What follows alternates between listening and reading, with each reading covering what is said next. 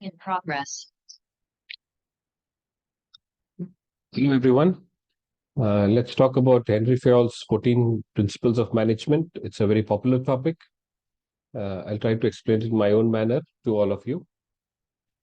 So, Henry Fayol was a French coal mining engineer who worked in a large mining company in France. Right? While working in this company, he developed the first insights and first principles and first learnings about management. At first, he was the first one of the first people to think about management, and his own thoughts. He was thinking about it, and at the end, he has written a book called General Industrial Management, in which he has described all his insights. Right, he was in contemporary with another great manager called Frederick W. Taylor. They were contemporaries in the starting times.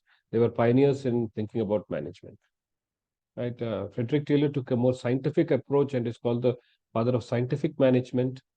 And Henry Fayol is called the father of modern management because of his very holistic approach of thinking about management. Right. So Henry Fayol has given us the functions of management: planning, organizing, staffing, directing, and controlling. I think staffing was not there in his time. It was planning, organizing, directing, and controlling. And Frederick Taylor has also published his book on scientific management and his experiments in management. Right. So they are two contemporaries, and as we said, we will be discussing about Henry Fayol's management theory in this particular class.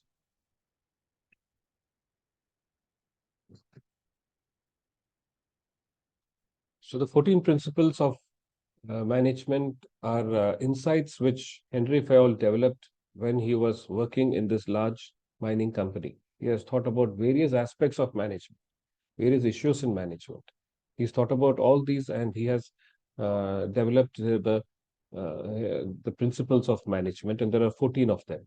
So let's look at all these principles and what are the insights which this great pioneer and visionary had when he was learning about management.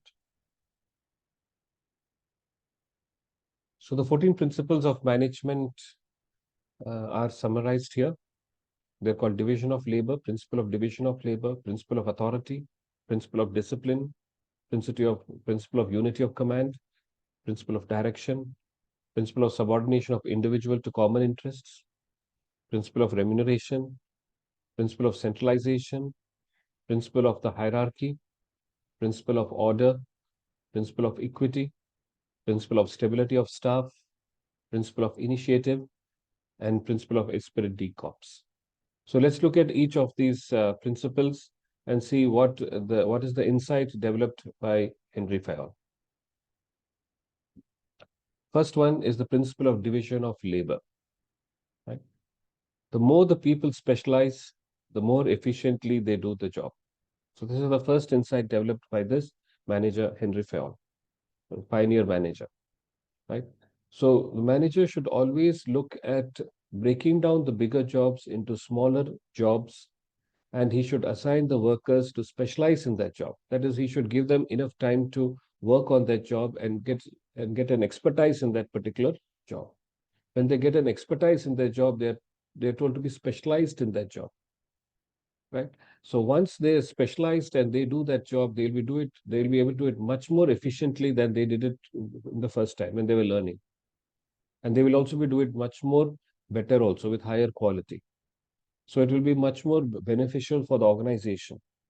So the manager should always look at the division of labor in such a way that they specialize in their jobs which they are doing, and therefore they become experts in their job, and they will be able to do their jobs very efficiently and very productively for the organization. So this is the first principle developed by Henry Fayol, which he said that allow the workers to specialize in the jobs which they are doing. For this, the manager has to break down the jobs and give it to the workers so that they can specialize in that and become experts in that particular job.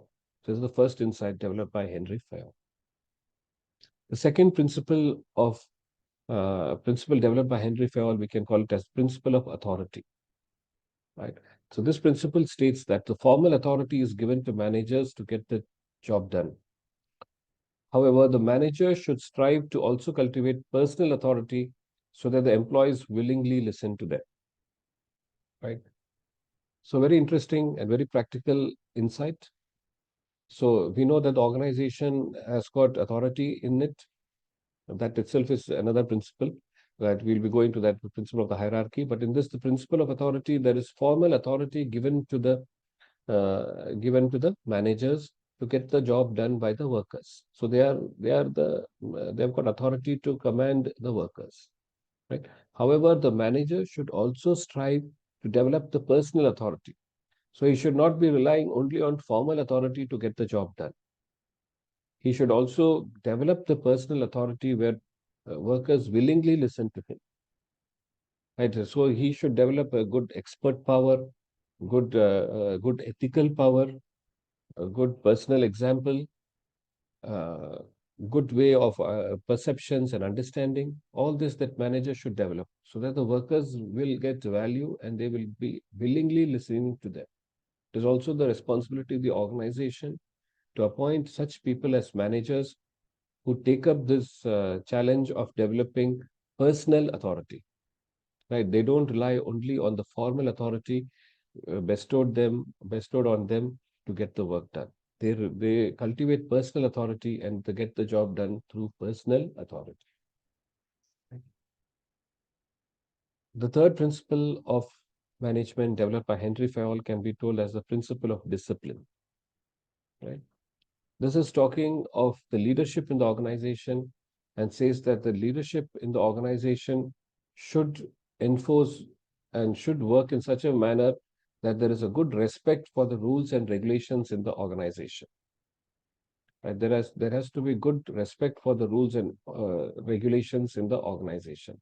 So the manager should work in such a way that all the employees have got good respect, and for that, for the rules and regulations by which the organization is run, for which the manager should develop leadership qualities, and he should be able to implement it through rewards if required and penalties if required. He has to use these tools and other aspects and develop a good respect for the discipline, and that is the rules and regulations for the organization. That is the third insight developed by Henry Fayol, which says that there has to be a respect for the rules and regulations of the organization, right? And it has to be implemented through good leadership, judicious leadership, through rewards and penalties. The fourth principle developed by Henry Fayol can be said as the principle of unity of control. Sorry, principle of unity of command. Right. So the principle of unity of command says that each employee must receive instructions from only one person. Right. This is important to prevent confusions in the instructions and authority. Right. So the unity of command is simple, says that there has to be only one person giving orders to a group of workers. Right. The workers should not be receiving orders from different sources. The workers will get confused and they will be not able to know whom to listen and who is correct and who is going to be, whose job is going, if you listen to whom will the job be done better. So generally in the organization, always the workers and the employees should be receiving orders only from one manager. The next principle is the principle of unity of direction. This principle says that those operations within the organization that have the same objective should be directed by only one manager using one plan, right? So this says that the operations, so this is the principle of unity of direction. That is, the organizations will have many objectives, right? They have to accomplish various tasks, various goals the organization has to accomplish. So each objective which has to be accomplished should be under one manager, not two, three managers. It should be one manager for one objective. And that manager should work for achieving that objective through one plan.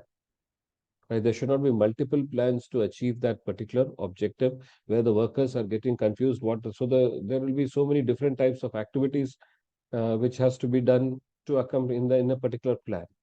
Right? In case there are many plans, then there will be so many different activities, and the activities will collide.